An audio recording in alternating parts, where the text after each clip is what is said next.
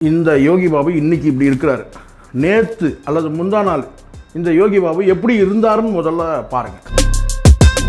ஆனால் நேரம் வந்ததுமே என்ன சொல்லிட்டான், அவன் தயாரிப்பாளரான்றதே முதல் தெரியல. ஆனால் அவன் வந்ததுமே என்ன சொல்லிட்டான், யோகி பாபு நடிக்கிறதுக்கே லாய்க்கு கிடையாதுன்ட்டான். முகத்தை பார்த்தாலே முன்னால் அடித்த சரக்கு தெரியுது. அதை நீ வெஸ்டர்ன் கேட்டால் உனக்கு மேடை கொடுத்துட்டாங்க, மைக் கொடுத்துட்டாங்க சொல்லி இஷ்டத்துக்கு பேசி யோகி பாபு நினச்சிருந்தாருன்னா அன்றைக்கே பார்த்தீங்கன்னா ஒரு டேமேஜ் ஷூட்டே ஃபைல் பண்ணியிருக்க முடியும். அந்த படத்தை போய் பார்த்துட்டாவது நீங்கள் நல்ல படம் சொன்னீங்களா? அதுவும் சொல்லலை. ரெட்ரோ படம் குப்பை படம்ன்றான், யோகி பாபு குப்பைன்றான். நீங்கள் ஒரு மனிதரை நீங்கள் குப்பைன்னு நீங்கள் ஒப்பிடுறீங்க சொன்னால் உங்களுடைய தரம் எப்படிப்பட்ட தரம்ன்றது பாருங்கள். இங்கே எந்த மனிதரும் நீங்கள் குப்பைன்னு சொல்லவே முடியாது. யோகி பாபு வீழ்த்தணும்னு சொல்லி கொஞ்சம் கங்கணம் கட்டின்னு சில பேர் செயல்படுறானுங்க. அது சினிமாவுக்கு உள்ளேயும் சினிமாவுக்கு வெளியவும். அப்போது யோகி பாபு பற்றி பேசினா தான் உங்களுக்கு சாப்பாடு. அப்போ உங்களுக்கு சாப்பாடு போடுற இடத்துலயே யோகி பாபு தானே இருக்கிறாரு.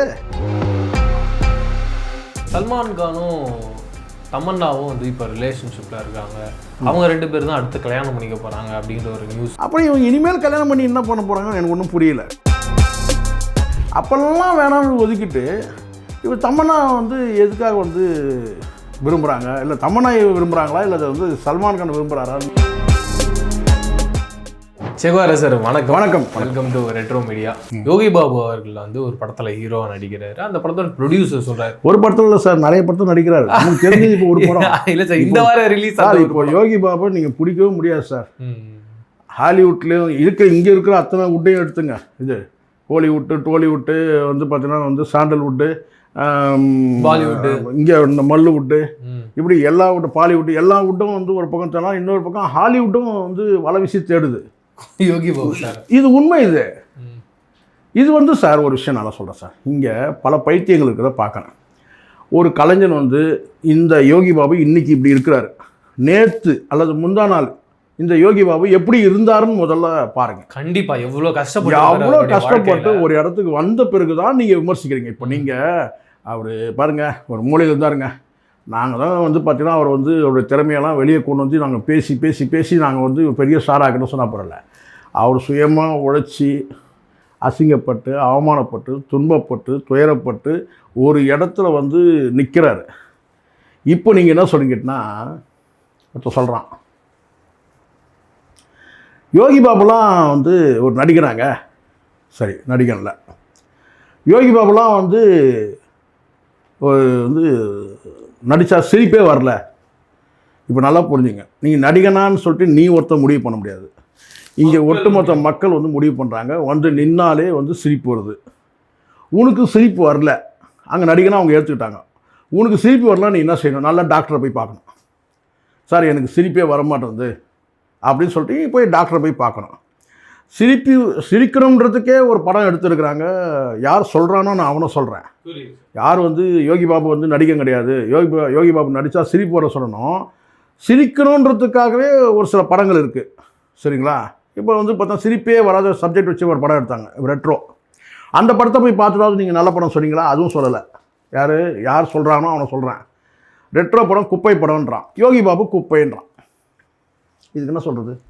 நான் சொல்கிறது பீலா பிஸ்மியை சொல்கிறேன். அது சொன்னால் தான் உங்களுக்கு புரியும் யார் சொன்னால். நீங்கள் ஒரு மனிதரை நீங்கள் குப்பைன்னு நீங்கள் ஒப்பிடுறீங்க சொன்னால் உங்களுடைய தரம் எப்படிப்பட்ட தரம்ன்றது பாருங்கள். இங்கே எந்த மனிதரும் நீங்கள் குப்பைன்னு சொல்லவே முடியாது சார். எல்லா மனிதருக்குள்ளேயும் பார்த்திங்கன்னா ஆக்கப்பூர்வமான திறமைகள் இருக்குது. அதை தாண்டி கேட்டால் இங்கே ஒன்று இருக்குது. நீங்கள் அழகுன்னு நீங்கள் சொல்கிறீங்கன்னு வச்சுக்கங்களேன், இங்கே எல்லாரும் அழகு தான். காக்கைக்கு தன் குஞ்சு பொன் குஞ்சு சும்மா சொன்னாங்க. யோகி பாபு நீ மிகப்பெரிய அழகுனா கூட நின்றுக்கோ, யோகி பாபு அழகே இல்லை. யோகி பாபா நான் வர வைக்கிறேன், நீயே நெல்லு. எங்கே கூட்டம் சேருதுன்னு பாரு. ஒரு டேலண்ட்டை ப்ரூவ் பண்ணி அதுக்கு மேலே சார் இங்கே அழகு திறமை இருந்தாலும் இல்லாவிட்டாலும் கூடுதலாக ஒன்று தேவை. அது பேர் அதிர்ஷ்டம். யோகி பாபுக்கு அதிர்ஷ்டம். அடமழை பெய்யுது, இது அடம் முடியுது, அதிர்ஷ்டம். நான் உன்னை விட்டு போக மாட்டேன்றது. அதை தடுக்கிறதுக்கு நீங்கள் யார்? நீங்கள் என்னென்னலாம் உத்தியை கையாளுறீங்க? எவ்வளோ விமர்சனத்தை விமர்சனன்ற பேரில் சாக்கடைகளை கொட்டுறீங்க நீங்கள். அது எல்லாத்தையும் கடந்து நிற்கிறாருல்ல. இப்போ சமீபத்தில் உங்களுக்கு தெரியும்னு நினைக்கிறேன், யோகி பாபு ஒரு தண்ணியில் விளக்கம் கொடுத்துருக்கிறாரு. அது உங்களுக்கு தெரியும்னு நினைக்கிறேன், மீடியாலாம் வந்தது. குறிப்பிட்ட ஒரு 3 பேருடைய அவருடைய பிஏக்கள் பேரை கொடுத்து, பிஆர்ஓக்கள் பேரை கொடுத்து, ஏதாவது என் சம்மந்தமாக நீங்கள் கேட்குறோன்னா இந்த 3 பேர்கிட்ட நீங்கள் வந்து அதிகாரப்பூர்வமாக இந்த 3 பேர்கிட்ட கேட்டு தெரிஞ்சுக்குங்க. எதுக்காகன்னா சமீபத்தில் ஒரு மேடையில் வந்து எவனோ ஒரு இயக்குனர் ஒருத்தன் தயாரிப்பாளர் ஒருத்தன் வந்து ப்ரொடியூசர் வந்து அவன் என்ன படம் ப்ரொடியூஸ் பண்ணான்னு சொல்லிட்டு யாருக்கும் தெரில. சரிங்களா, அவனும் சொல்லவே இல்லை. சரி, அங்கே வந்து பார்த்தீங்கன்னா அந்த நிகழ்ச்சியை நடத்தினவங்களாவது சொல்லியிருந்தோம். இவர் எத்தனை ஒரு 200 படம் வந்து தயாரித்து எத்தனை ஆஸ்காருக்கு போச்சு, எத்தனை வந்து நேஷ்னல் அவார்டுக்கு போச்சுன்னு சொல்லியிருக்கணும். அதை சொல்லலை.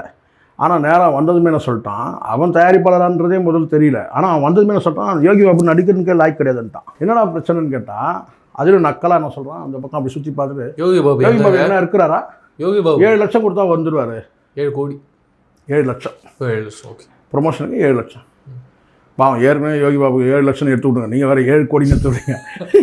7 லட்சம் 0 எக்ஸ்ட்ரா. இப்போ நான் என்ன கேட்குறேன், இது நீங்கள் மேடை இருக்குதுன்னு சொல்லி இஷ்டத்துக்கு நீங்கள் பேசுகிறீங்கல்ல, நான் கேட்குறேன். இப்போ நம்ம கூட மீடியாவில் உட்காந்து சார் இஷ்டத்துக்கு பேசிட முடியுமா? அது எப்படி சார்? 7 லட்சம் வந்து இருந்தால் அவர் இங்கே இருப்பார் அப்படின்னு சொன்னால் எவ்வளோ மனுஷனை குறைச்சி நீங்கள் மதிப்பிடுறீங்க. சினிமாவில் எனக்கு நல்லா தெரியும் சார். பல வந்து சொல்லுவாங்க கேட்டா, இளையராஜா வந்து பார்த்தீங்கன்னா கத்தையாக எடுத்து போடுறான் குப்பையில். என்னன்னு கேட்டால் எல்லாம் வந்து பவுன்ஸ் ஆன செக்கு, சும்மா பேரளவுக்கு செக்கை கொடுத்துட்டு அந்த கேஷே இல்லாமல் கொடு, அந்த மாதிரி நிறைய கத்தையாக தூக்கி போடுறான். அந்த செக்கை வந்து அவ்வளோ பேர். ஸோ ஒரு நடிகருக்கு தான், ஒரு பிஸியான நடிகருக்கு தான் தெரியும் எவ்வளோ இடத்துல இவர் என்ன பேமெண்ட் பேசுகிறாரு, அவங்க என்ன பேமெண்ட் கொடுக்குறாங்க, அட்வான்ஸ் என்ன கொடுக்குறாங்க, அதுக்கப்புறம் ஃபுல் பேமெண்ட் எப்போ பண்ணுறாங்க, பண்ணலையா, இது எல்லாமே அவங்க தான் தெரியும். இல்லை அவங்க பிஏக்களுக்கு கொஞ்சம் தெரியலாம். இது முழுமையாக தெரிஞ்சிக்காமல் அந்த படத்துக்கு அவரை இன்வைட் பண்ணாங்களான்னு கூட தெரியாமல், அந்த படத்தில் அவருடைய பங்களிப்பு என்னன்னு கூட தெரியாமல், ப்ரொமோஷனுக்கு வரலன்றதை வந்து ஒரு அசரீரியாக கேட்டுக்கிட்டு இந்த சேனலில் பேசக்கூடிய இந்த பல பேருக்கான இந்த இந்த 3 குரங்குகள் இவங்கெல்லாம் பேசுறதெல்லாம் கேட்டுன்னு, மீடியாவில் பேசுகிறதெல்லாம் கேட்டுட்டு ஒரு ஒரு கெட்ட பேரை வந்து ஏற்படுத்துகிற மாதிரி எல்லாத்துக்கும் அதுக்கு ஏதாவது உள் காரணங்கள் ஏதாவது இருந்தால் கூட அதை மனசில் வச்சுக்கிட்டு வன்மத்தோடு வந்து கேட்டால் ஒருத்தரை வந்து கேட்டால் அவன் நடிகனே இல்லைன்னு. இப்போ நான் கேட்குறேன், ஒரு மேடையில் வந்து உங்களுக்கு என்ன உரிமை இருக்குது, நீங்கள் வந்து நடிகனுக்கே லாய்க்கு இல்லைன்னு சொல்லிட்டு ஒருத்தரை இழிவுபடுத்தி பேசுங்க. யோகி பாபு நினச்சிருந்தாருன்னா அன்றைக்கே வந்து பார்த்திங்கன்னா வந்து ஒரு டேமேஜ் சூட்டே ஃபைல் பண்ணியிருக்க முடியும். என்னுடைய பேருக்கு நற்பெயருக்கு வந்து களங்கம் ஏற்படுத்துறதா சொல்லி போட்டால் அந்த அவன் மேலே வந்து பார்த்திங்கன்னா ஒரு கேஸே ஃபைல் பண்ணியிருக்க முடியும். எனக்கு வந்து மான நஷ்டம் வழக்கு போட்டு நடவடிக்கை எடுக்க முடியும். ஆனால் அவரை பற்றி கண்டுக்கவே இல்லை. பல பேர் இப்படி தான் பேசுவாங்க. இங்கே மானம் இல்லாதவங்களாம் மான நஷ்டீடு வழக்கு போடுறது உங்களுக்கு தெரியும்னு நினைக்கிறேன். மானமே இல்லாதவங்களாம் மான நஷ்டீடு வழக்கு போடுறான். அங்கே வந்து பார்த்திங்கன்னா வந்து எந்த சர்ச்சையும் இல்லாமல் வந்து கடந்து போகக்கூடிய ஒரு நடிகரை வந்து நீங்கள் போகிற போக்கில் கேட்டால் கேவலப்படுத்தி நடிகனுக்கே கேவலம் அப்படின்னு சொன்னால் பண்ணியிருக்க முடியும். ஆனால் அதுக்கு அவர் கடந்து போகிறார், வேண்டாம் அதுதான் மேலே சொல்லிட்டார், எது நான் கடவுள்கிட்டே விட்டுறேன் அப்படின்னு சொல்லி சொல்கிறார். நான் யோகி பாபுக்குன்னு நான் சொல்கிறேன் சார், பொதுவாகவே நான் சொல்கிறேன். நீங்கள் ஒருத்தரை பேசும்போது நீங்கள் ஒன்று அந்த அட்வைஸ் பண்ணி அவரை வந்து மாற்றுற மாதிரி இருக்கணும். உண்மையில் அவர் தவறு செஞ்சுருந்தா, இங்கே தவறே நடக்காத போது ஒருத்தர் மேலே என்ன பிரச்சனை தெரியாமல் மீடியாவில் பேசக்கூடியவன் பலவிதமாக பேசலாம் சார். பல உள்குத்து காரணங்கள், பல காரணங்கள் இருக்குது. அதை நீங்கள் உள்வாங்கிட்டு வந்துன்னு கேட்டால் நீங்கள் நைட்டு அடித்த சரக்கு கூட வந்து நல்லா தெரியுது. உங்கள் முகத்தை பார்த்தாலே முன்னால் அடித்த சரக்கு தெரியுது. அதை வந்து நீங்கள் வந்து வெஸ்ட்டுன்னு கேட்டால் உனக்கு மேடை கொடுத்துட்டாங்க, மைக் கொடுத்துட்டாங்க சொல்லி இஷ்டத்துக்கு பேசி தேவையில்லாமல் அங்கே உறவுகள் வந்து துண்டாகுதில்ல. அந்த இயக்குனருக்கும் அந்த கஜானா பட இயக்குனருக்கும் யோகி பாபுக்கும் ஒரு உரசல் வந்துருக்கும்ல எப்படியும். ஏன்னா இப்போ நானே சொல்வேன், அந்த கஜானா படத்தோட இயக்குனர் வந்து தயாரிப்பாளருக்கும் இயக்குனர் தெரியாமையாக வந்து ஒருத்தர் வந்து மைக்கை பிடிச்சி அப்படி பேசிட முடியும்? நீங்கள் தானே கூப்பிட்டு இருக்கீங்க அவரை. அப்போ நீங்கள் ஏதோ அவர்கிட்ட புலம்பாமையாக அவர் பேசுகிறாரு இல்லையா? ஸோ அதனால் எனக்கு நான் பார்த்த வரைக்கும் சொல்கிறேன், யோகி பாபு வந்து வீழ்த்தணும்னு சொல்லி கொஞ்சம் கங்கணம் கட்டின்னு சில பேர் செயல்படுறானுங்க. அது சினிமாவுக்கு உள்ளேயும் சினிமாவுக்கு வெளியவும் யோகி பாபா எப்படியாவது வந்து தொடர்ச்சியாக ஒரு சுப்பிரபாதம் மாதிரி பாடுறான். என்னென்ன அப்படி இருக்கும்பொழுது இப்போ தனஞ்சயன் மாதிரியான பெரிய ப்ரொடியூசர்ஸ் அவங்களாம் ஏன் சார் வந்து அதான் சார் சினிமாவில் வந்து சார் இங்கே பல செக்டார் இருக்குது, பல பிரிவுகள் இருக்குல்ல. இப்போ நான் கேட்குறேன், யோகி பாபு வந்து கால் ஷீட் கொடுக்குறவங்களுக்கு நல்லவர், கால் ஷீட் இல்லைன்னு சொன்னார் கெட்டவர். இப்போ தனஞ்சயன் சார் கேட்ட ஒரு தரமாட்டேன்னு சொல்லியிருப்பாரு. அப்படி இல்லை, அதுதான் நான் பொதுவாக நான் சொல்கிறேன். தனஞ்சயன் நம்ம மென்ஷன் பண்ண வேணாம். இப்போது சினிமாவில் வந்து எல்லார்ட்டையும் நல்ல பேர் எடுக்க முடியாது சார். சில நேரங்களில் வந்து நெருக்கமானவர்கள்கிட்ட கூட வந்து அந்த கால் ஷீட் இல்லைன்னு வரும்போது பார்த்தீங்கன்னா பாருங்கள், நம்ம வந்து கேட்குறோங்க, இந்த சினிமாவில் ஒரு பெரிய சாபகம் இருக்குது. இதெல்லாம் ஆள் யாருங்க, நம்ம தாங்க வளர்த்து விட்டோம், நாம் தாங்க வாய்ப்பு கொடுத்தோம். இப்போ நம்ம வந்து கேட்டாக்கா நமக்கே கால் ஷீட் இல்லைன்றாங்க. சொல்கிறாங்களா இல்லையா சார்? இந்த சேகவரன் என்னங்க ரொம்ப சீன் போடுறாரு ஓவரா. கூப்பிட்டா வரவே மாட்டாருங்க. முதல் நான் தாங்க கூப்பிட்டு இந்த மைக்கு கேமரா காமிச்சு மாட்டி அவருக்கு எப்படி பேசுறதுன்னு சொல்லி கொடுத்தேன். ஆனால் கூப்பிட்டா இப்போ வந்து வரவே மாட்டேன்றாருங்க. எவ்வளோ காசு கொடுக்குறேன்னு சொன்னாலும் வரமாட்டேன். இவெல்லாம் யாருங்க, இவெல்லாம் கேட்டான் பாருங்கள், இந்த சேகவரன் மாதிரி ஒரு 4 பேரை இறக்கி காட்டுறோம் பாருங்கள் அப்படின்னு சொல்கிறவங்களாம் இருக்கிறாங்க. என்ன செய்ய முடியும்? இருக்கிறதே 24 மணி நேரம் சார். அந்த 24 மணி நேரத்தில் 10 மணிக்கு ஆரம்பித்து 8:30 மணி வரைக்கும் தானே வேலை செய்ய முடியும். அதுக்கு மேலே என்ன செய்ய முடியும்? வந்து இங்கே தூங்கி நடக்க முடியும்? அறிவு வேணாம். எவ்வளோ பெரிய ஸ்டாரு வலை வீசி தேடுறாங்க ஒவ்வொரு இடத்துலையும் கேட்டால், அதுலேயும் கால் ஷீட்டை மெயின்டைன் பண்ணுறது எவ்வளோ கஷ்டம். தொடர்ச்சியாக டைட்டாக இருந்ததுன்னா ஒரு நாள் கேப் விட்டு ஒரு ப்ரொமோஷனுக்காக வந்துட்டு அப்படி போக முடியாது சார். இப்போ பெங்களூரில் இருக்கிறார் சார், வந்துட்டு போகிறதுக்கே வந்து பார்த்தீங்கன்னா அவனுக்கு வந்து என்ன தான் ஃப்ளைட்டில் வந்தால் கூட வந்து பார்த்தீங்கன்னா குறைஞ்சபட்சம் வந்து ஒரு 4 மணி நேரம் அப் அண்ட் டவுன் 4 மணி நேரம் ட்ராவலுக்கு இல்லாமல் வந்து அப் அண்ட் டவுன் இந்த ப்ரோக்ராம் கலந்துட்டு போனாலும் 6 நாள் ஆகிடும் இல்லையா? அதுக்கப்புறம் அவங்க என்ன, அவங்க போயிட்டு என்ன இந்த வேலையை செய்கிறாங்க சொல்லி பார்க்கலாம். என்ன டை அடிக்கிறாங்க? இல்லை அங்கே போயிட்டு நடிக்கணும்ல, அதுக்கான வசனங்கள் வந்து ப்ராக்டிஸ் எடுக்கணும், எவ்வளோ வேலைகள் இருக்குல்ல. அப்போ இதெல்லாம் வந்து புரியாமல் போகிற போக்கள்னு கேட்டால், நாங்கள் கூப்பிட்டா வரல, ப்ரொமோஷனுக்கு வரலன்னா எல்லா படத்துக்கும் ப்ரொமோஷன் அவர் ஹீரோவும் கிடையாது. இப்போ சில படங்களில் ஹீரோ இருக்குது. அப்போ அந்த படத்தோட முக்கியத்துவம் கருதி அவர் வர்றதுக்கான வாய்ப்பு இருக்குது. ஆனால் நீங்கள் ஒரு 5 நிமிஷம் தான் நடிச்சிருக்காரு. இப்போ குட் பேட் அக்லிக்கு வந்து ப்ரொமோஷனுக்கு வாங்கன்னு சொல்லி யோகி பாபு கூப்பிட்டா அது சரியாக இருக்குமா? ஏன்னா அதில் நடிக்கிறது ஒரே ஒரு சீன் தான். கண்டிப்பாக என்ன சொல்கிறாரு கேட்டா, தலை வராரு வழி வர்றா, அவ்வளோதான் டைலாக்கே மொத்தமே. சரிங்களா? அப்போ அதுக்கு வந்து ப்ரொமோஷனுக்கு வந்து குட் பேட் அக்லிக்கு ப்ரொமோஷனுக்கு வரலங்க இவர், அப்படி சொல்ல முடியுமா? சொல்ல முடியாது. அவர் பங்களிப்பு என்னன்றது இருக்குல்ல. ஸோ அதனால் இங்கே பல பேர் நான் பார்க்குறேன், சில பேர் இருக்கிறான், பல பேர்லாம் கிடையாது, 1-2 பேருங்கன்னா எப்படியாவது யோகி பாபு வீழ்த்தணும், அந்த இடத்துல வந்து மறுபடியும் கம்பேக் கொடுத்து வடிவேலை கொண்டு வந்து நிறுத்தணும், இல்லை வேறு யாரையாவது கொண்டு வந்து நிறுத்தணும். இதுக்கான வந்து மெனக்கட்டுன்னு கேட்டால் வந்து யோகி பாபு நடிகனே இல்லைன்ற. டேய், நான் சொல்கிறேன், யோகி பாபு நடிகனே இல்லை. யோகி பாபு நடித்தா சிரிப்பு வரல, ஏன்டா வந்து யோகி பாபு காலை நக்கிக்கிட்டே இருக்கீங்க? கேட்க வேண்டியது வருதா இல்லையா? அப்போது யோகி பாபு பற்றி பேசினா தான் உங்களுக்கு வந்து சாப்பாடு, நயன்தாராவை பற்றி பேசினா தான் உங்களுக்கு சாப்பாடு, அஜித்தை பற்றி பேசினா தான் உங்களுக்கு சாப்பாடு. அப்போ உங்களுக்கு சாப்பாடு போடுற இடத்துலையே யோகி பாபு தானே இருக்கிறாரு. 3 வேளை நீங்கள் சாப்பிட்றதே வந்து யோகி பாபா திட்டினா தான் உங்களுக்கு 3 வேளை சாப்பாடுன்னு ஆகிடுது. இதில் குப்பைன்றீங்க. எப்போயாவது உங்கள் முகத்தை கண்ணாடியில் நீங்கள் பார்த்துருக்கீங்களா? நான் கேட்குறேன், எப்போயாவது உங்கள் முகத்தை கண்ணாடியில் நீங்கள் பார்த்துருக்கீங்களா? உங்கள் குப்பைன்ற வார்த்தையை தவிர நீங்களே குப்பை தான். இங்கே நீங்கள் எதோ குப்பைன்னு சொல்ல, ரெட்ரோ படம் குப்பைன்னு சொன்னீங்க, பார்த்து தானே இருக்கிறோம். ஏன்னா மொத்தமே நீங்களே அந்த குப்பை தானே. குப்பைன்னு சொல்லிட்டு அந்த குப்பையை வந்து கையில் எடுத்து முகந்து பார்க்குறீங்களே, அது எதுக்குடான்னு கேட்குறேன் நான். கரெக்டாக நான் கேட்குறது. ஸோ அதனால் திட்ட இது குட்டை சொல்லுவாங்க, வெட்ட வளரணுவாங்க வாழை. நீங்கள் குட்டை திட்ட அவன் வேறு ரேஞ்சுக்கு போயிருக்கு. இது அப்படி இருந்து போயிட்டுனா வந்து பாலிவுட்டு வந்து ஹாலிவுட்டு அப்படி போயிட்டுருக்கும்போது நீங்கள் வந்து திட்டத்தினால ஒன்றும் ஆகிட போகிறதில்ல. ஒரு 2 வசனம் சார், டூரிஸ்ட் ஃபேமிலின்னு ஒரு படம் இன்றைக்கி மக்களால் கொண்டாடப்படுது. அந்த படத்தில் வந்து கேட்டால் யோகி பாபு வந்து தூக்கி நிறுத்ததே யோகி பாபு தான் தூக்கி நிறுத்துறாரு. சசிகுமார் வந்து நல்லா நடிச்சிருக்கிறாரு, அற்புதமான நடிப்பு, எல்லாம் ஓகே. ஆனால் அந்த இடத்துல வந்து இவர் யோகி பாபு வந்து அந்த இனிஷியலாக அவர் வரக்கூடிய அந்த காட்சியும் சரி, அதுக்கப்புறம் சில வசனங்கள் பேசுகிறார்ல, ரொம்ப நல்லாயிருக்கும். என்ன வந்து ஃபேக் ஆதார் அட்டைன்னு பார்க்குறியா, அழகாக இருக்குது, என்ன ஃபோட்டோ அழகாக இருக்குன்னு பார்க்குறியா, அது ஃபேக் ஆதார் அட்டைன்னு சொல்லி சொல்லுவார். அப்போ என்ன அர்த்தம்? அதுக்கு அழகாக இருக்கு, ஃபோட்டோ அழகாக இருக்குன்னு பார்க்குறியா, அது ஃபேக் ஆதார் அட்டை அப்படின்னு. சரியான கிளாப். அது என்ன கிளாப்? இதெல்லாம் இவங்களுக்கு புரியுமா அந்த முட்டாள் பசங்களுக்கு? சொல்லுங்க. என்ன அதில் ஒரு காட்சி இருக்குது. அப்புறம் போகிற போக்கில் ஒரு தட்டுவார். என்னன்னு கேட்டிங்கன்னா, இந்த மெட்ராஸை நோண்டி கோலார் தங்க சுரங்க மாதிரி சரியான கிளாப்ஸ். அதுக்கு அது ஒவ்வொருத்தரும் ஒரு பாணி இருக்குது சார். கஷ்டப்பட்டு வேர்வை செஞ்சு ரத்தம் செஞ்சு என்ன சிம்ரன் ஒரு இடத்துல ஒரு டைலாக் போடுவார் சார். அதுதான் என்ன சிம்ரன் அப்படின்னு ஒரு என்ன டைமிங் சார். அந்த குட் பேட் அக்லியில் ஒரே வார்த்தை தான் சார். அஜித் ரசிகர்கள் வந்து அந்த ஆரவாரம் அடங்கிறதுக்கு எவ்வளோ நேரம் ஆச்சு தெரியுமா? தலை வராரு வழி விட்றா அப்படின்னா, இது அந்த அசால்ட்டாக பேசுகிற அந்த வசனம், தலை வராரு வழி விட்றா அப்படின்னு அந்த வசனம் வந்து அடங்கிறதுக்கு நான் ஃபஸ்ட்டு ஷோ போயிருந்தேன். அரங்கம் அடங்கிறதுக்கு எவ்வளோ நேரம் ஆச்சு தெரியுங்களா? ஸோ இதெல்லாம் பார்த்து காண்டாயிட்டு இந்த வலைபேச்சு குரங்குகளாக இருக்கட்டும், இன்னும் வந்து சில பேர் இருக்கட்டும்னா வன்மத்தை கொட்டுறானுங்க.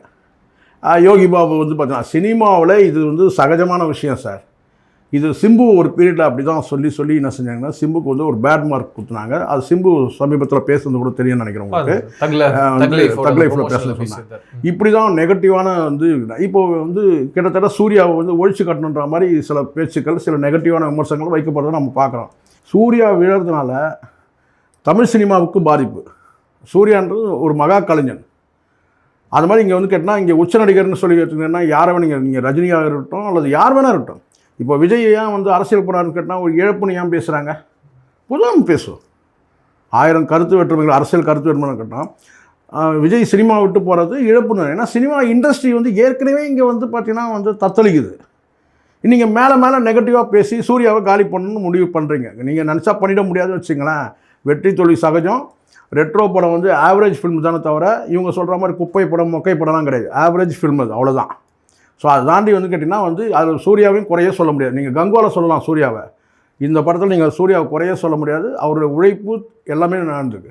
நீங்கள் எல்லாத்தையுமே கேலி கிண்டர் எடுத்து நக்கல் அடிக்கணும்னு சொல்லிட்டு சொன்னீங்கன்னா சினிமாவுக்கு நீங்கள் எதிரானவங்க. நீங்கள் அவ்வளோதான் நான் சொல்லுவேன்.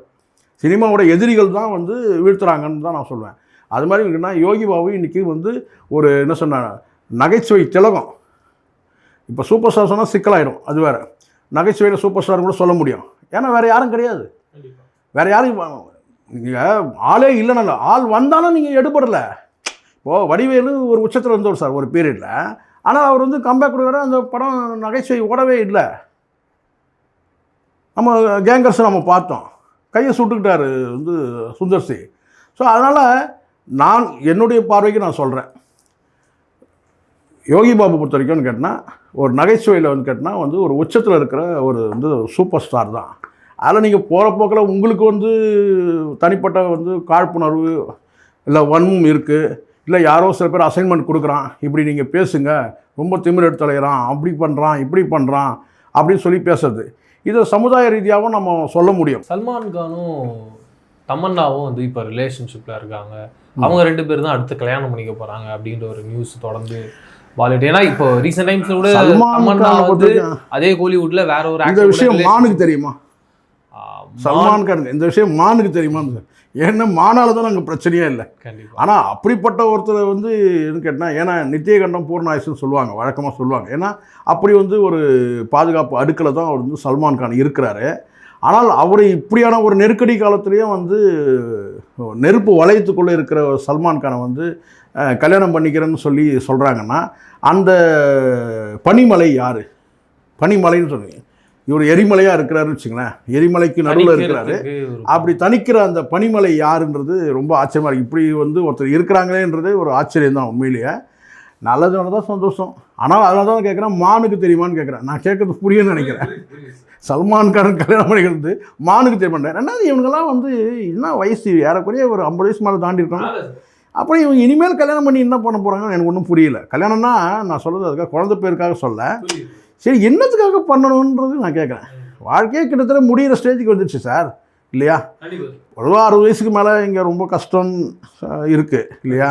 நம்மளே அப்படி தான் நாளை தள்ளிட்டு இருக்கிறோம். அப்படிங்கும்போது 50 வயசை கடந்த பிறகு அதுவும் ஒரு ஆபத்தான ஒரு வாழ்க்கையில் இருந்துட்டு அப்போ சொல்லுவாங்க, நான் கேட்டால் வந்து இந்த ரணகலத்திலே ஒரு குதூகலம் தேவைப்படுதுன்ற மாதிரி தான் இருக்குது, இல்லையா? உண்மைதானே, ரணகலம் தானே. இப்போ சல்மான் கான் அவருடைய பாயிண்ட் ஆஃப் வியூ இப்படி கூட இருக்கலாம்ல. இப்போ ஒரு ஏஜ் ஆகுது, நமக்கு ஒரு துணை இருந்தாங்கன்னா நம்ம நல்லா பார்த்து சார். துணை ரைட்டு, இங்கே வந்து ஸ்டெம்லாம் எப்படி இருக்குன்னு பார்க்கணும்ல. அப்போ நீங்கள் மான சாப்பிட்டது வந்து மான சாப்பிட்டதுனால தான் இவ்வளோ வில்லங்க. இல்லை சாதாரண இயல்பான வாழ்க்கையில் வந்து இந்நேரம் பிள்ளைங்க கல்யாணம் பண்ணி காலகாலத்தில் பிள்ளைய பற்றி இந்நேரம் பெருசாக வளர்ந்துருக்கலாம்ல. சொல்கிறேன் நான், இது எதுக்குமே ஒரு அர்த்தம் இருக்கணும்ல. ஒரு விஷயத்த செய்கிறீங்க, ஒரு சுப நிகழ்ச்சி நல்லது தான், அது ஒரு மீன்ஃபுல்லாக இருக்கணுன்றது தான் சொல்கிறேன். நான் பண்ணக்கூடாதுன்னு நான் சொல்லவே இல்லை. அவர் 60 வயசு கூட பண்ணிக்கிட்டோம் தாராளமாக, டேரெக்டாக 60 பண்ணட்டோன்றேன், எனக்கு அதை பற்றி ஒன்றும் இல்லை. ஆனால் அதுதான் நான் சொல்கிறேன், இங்கே எரிமலை குழம்புல தான் சார் அவர் இருக்கிறார். ஏன்னா அந்த மாதிரியான சிக்கல் இருக்குது, உங்களுக்கு தெரியும். அந்த சூழ்நிலையும் ஒரு பெண் வந்து அவரை நான் கல்யாணம் பண்ணிக்கிறேன் தமன்னாவாக இருக்காங்கன்றதான் சார் இப்போ ஒரு சர்ச்சை. அவங்கள எனக்கு நம்பிக்கை இல்லை. ஒரு வேலை அப்படி தமன்னா பண்ணிக்கிட்டாங்கன்னா, ஏன்னா அவங்க இங்கேயே ஒரு பெரிய ஆக்டரை கல்யாணம் பண்ண வேண்டியதாக இருந்தது. இல்லை ஏன் வந்து சல்மான் கானுக்கு வந்து இப்படி ஒரு இது நிலைமைன்னு தெரில. தமன்னா வந்து சொல்கிற அளவுக்கு எதுக்கு அப்படின்னு தெரில. எவ்வளோ வந்து உங்களுக்கு தெரியும் நினைக்கிறேன், பாலிவுட் எவ்வளோ நிறைய பேர் அவர் விரும்பினவங்களாம் இருக்காங்க. ஏன்னா ஆணழகன் யார், சல்மான் கான் வந்து நான் ஆணழகன் தான். கண்டிப்பாக. ஒரு பீரியடில் வந்து கேட்டால் ஒரு சர்ச்சை ஆச்சு இல்லையா, கிட்டத்தட்ட 25 வருஷத்துக்கு முன்னாடி ஒரு சர்ச்சை, இந்த மான் கறி சாப்பிட்டது சர்ச்சை. அப்போவே வந்து உங்களுக்கு தெரியும் வழக்கு வாய்தான் நடக்கும்போது பல நடிகைகள் வந்து அவர் மீது பரிதாபப்பட்டாங்க, காதல் வயப்பட்டாங்க, எவ்வளோ இருக்குது. அப்போல்லாம் வேணாம்னு ஒதுக்கிட்டு இவர் தமன்னா வந்து எதுக்காக வந்து விரும்புகிறாங்க, இல்லை தமன்னாயை விரும்புகிறாங்களா இல்லை அதை வந்து சல்மான் கான் விரும்புகிறாரான்றது தெரில சொல்கிறேன் நான். அதே நோக்கி இல்லை பெரிய ஸ்டார்லாம் ஆசைப்படுறாங்க. ரஜினி கூட சொன்னார் இந்த படத்தில் வந்து என்னை பக்கத்துலேயே விடலை. எந்த படத்தில்? ஜெயிலர் படத்தில் வந்து இந்த டான்ஸ் வந்து இந்த தமன்னா பக்கமே விடலைன்னு சொல்லி வருத்தப்பட்டார், ரொம்ப ஃபீல் பண்ணார். தெரியல உங்களுக்கு? அந்த மாதிரி எப்படி இவங்கெல்லாம் ஒரு ஏஜ் ஆக்டர்லாம் கிட்டத்தட்ட அதுதான் சார் எல்லாருக்கும் ஒரு அட்ராக்ஷன். தமன்னா மேலே வந்து அப்படி இல்லை ஏதோ ஒரு ரகசியம் இருக்குது, தமன்னா கிட்ட தான் கேட்கணும். ஓகே, அது நான் பார்த்துனேன். வந்து ஒரு ஃபோட்டோ கூட இருக்குது. ஒரு கடை திறப்புழாக்கு இதுக்கு தமன்னா போயிருந்தாங்க. அப்போது வந்து உங்களுக்கு தெரியும் வந்து பின்னாடி வந்து மிகப்பெரிய ஒரு கவிஞர் அவர் வந்து பரிதாபமாக நின்றார். அவர் ஏன்னா இங்கே நிற்கிறாருன்னு அவங்க போட்டு இந்த ட்ரெஸ்ஸாக படுமோசமான ட்ரெஸ்ஸு தமன்னா போடுது. அதுக்கு பின்னாடி வந்து யார் நின்றுருக்கான்னு கேட்டிங்கன்னா அவங்க முதுகுக்கு பின்னாடி என்ன பெரிய கவிஞர் அவர். அதுக்கப்புறம் தெரியும் பல சிக்கலாச்சு அந்த கவிஞருக்குன்னா. ஆனால் அவர் நின்றுந்தார், பரிதாபமாக இருந்துச்சு. இவர் நீங்கள் நிற்க வேண்டிய ஆளா, இவர் எங்கே உட்கார வேண்டிய ஆள், இங்கே வந்து நிற்கிறாருன்னு சொல்லிட்டு அப்போ நினச்சேன். அதுக்கப்புறம் தான் அவருக்கு பல சிக்கல்கள்லாம் வந்தது. அவர் இதுக்கு முன்னாடியே பல இடத்துல நின்று இன்னைக்கு கேவலப்பட்டு நின்று இருக்கிறாருன்றது தான் உண்மை இல்லை. அந்த கவி பேரரசர் அந்த பட்டத்தை இழந்து குடும்பத்தை இழந்து எங்கே நிற்க வேணுமோ அங்கே நின்று இருக்கிறாருன்ற நான். கண்டிப்பாக எங்கே உட்காரணுமோ அங்கே உட்காந்துருந்தா பிரச்சனை இல்லை. சொல்ல எனக்கு என்னென்னா சார் தெரியாதனமாக பாவம் தமன்னா மேலே இப்படி ஒரு கேள்வி வருதோன்றத சார் நான் ஒரு விஷயம் சொல்கிறேன். தமன்னா மீது ஏற்கனவே பல அந்த பெண் முதல் நடித்த படம் உங்களுக்கு கல்லூரி வாசல் நினைக்கிறேன். ஆமாம் சார், அதுதான் முதல் அந்த நடித்த படம். அன்றைக்கி அந்த படத்தை பார்க்கும்போது யாருமே இப்படி ஒரு பெரிய ஸ்டாராக ஆவாங்கன்னு நினச்சி கூட பார்க்கவே இல்லை. ஏற்கனவே ஒரு அழகி தான், இல்லைன்னு சொல்ல. ஆனால் அதை தாண்டி நடிப்பு ஏதாவது இருக்கான்னு கேட்டிங்கன்னா நிச்சயமாக எனக்கு தெரிஞ்சு ஒரே ஒரு படம், அந்த படத்தில் தான் அவங்க நல்லா நடித்தாங்கன்னு நான் நினைக்கிறேன், கல்லூரி வாசல் சொல்லிட்டு. அதுக்கப்புறம் அவங்க எல்லாமே கிளாமர் ஆர்டிஸ்டாக தான் அவங்கள கொண்டு போயிருந்தாங்க. உதயநிதி படத்துலையும் கண்ணு தெரியாமல் ஒரு கேரக்டர் பண்ணியிருப்பாங்க. இருக்கலாம் சார், ஆனால் பட் இருந்தாலும் அந்த கவர்ச்சின்ற அந்த ஜோனுக்குள்ளேயே இருக்கிறாங்க. நடிப்பை காட்டுற அளவுக்கு அங்கே வந்து எதுவும் இல்லை. ஆனால் ஒரு முக்கியமான இன்றைக்கி வந்து எல்லா வீட்லேயும் நான் சொன்னேன், பாலிவுட் ஹாலிவுட் கோலிவுட் எல்லா வீட்லேயும் வந்து கேட்டால் வந்து ஒரு பேசக்கூடிய நடிகையாக வந்து இருக்கிறாங்க, தமன்னா இருக்கிறாங்கன்னா. ஒரு வேளை வந்து காதல் வாய்ப்பட்டிருக்கலாம், அவருடைய பரிதாப நிலைமையை பார்த்து கூட இருக்கலாம். ஆனால் வந்து உண்மையிலே சொல்கிறேன், சல்மான் கான் வந்து இவ்வளோ ஏஜ்லேயும் வந்து கேட்டால் ஒரு நம்பிக்கை இருக்குல்ல, இந்த பெண்ணை கல்யாணம் பண்ணிக்கணும்னு ஆசைப்படுது. ஏன்னா அவர் வாழக்கூடிய வாழ்க்கை வந்து கேட்டால் நம்ம கல்யாணம் வேணாம் ஒன்று வேணாம், உயிர் மட்டும் மிஞ்சினா போதுன்னு தான் நினைப்பாங்க. கண்டிப்பாக. ஆனால் ஒரு குறிப்பிட்ட ஒரு பாதுகாப்பு வளையத்தில் இருந்துக்கிட்டு கேட்டால் வந்து கல்யாணத்துக்கும் வந்து ஆசைப்படுறாருன்னா சாதாரண விஷயம் கிடையாது. அப்படி தான் நம்ம பார்க்குறோம். அது சல்மான் கான் தான் இப்போ நம்ம நினைக்கிறோம். தமன்னா விட்டுருங்க, ஏதோ ஒரு பெண்ணை கல்யாணம் பண்ணிக்கணும்னு நினைக்கிறாரு, அதுவே பெரிய விஷயம் தான் சார். ஏன்னா அந்த மாதிரியான ஒரு ஆபத்து சூழ்ந்த இடத்துல தானே இருக்கிறாரு சல்மான் கான். ரொம்ப நன்றி சார், நிறைய இன்ட்ரெஸ்டிங்கான விஷயங்கள் பேசுவோம். மீண்டும் சார் நன்றி சார். நன்றி.